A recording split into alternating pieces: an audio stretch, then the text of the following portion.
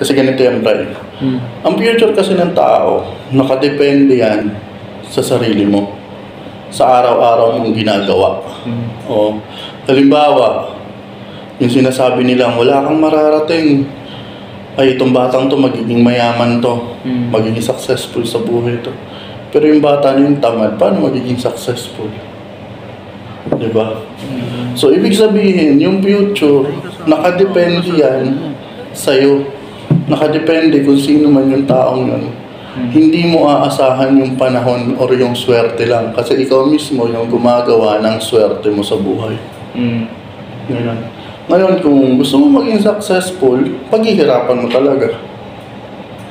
Ganun yung kakalabasan ng magandang future. Kasi pinaghihirapan yun eh.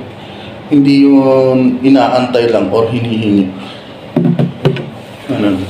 Pero nandun yun sa pagdadasal, pero ano pa rin, mas mainam pa rin na pinagtratrabahuan talaga kung gusto mo maging successful sa buhay.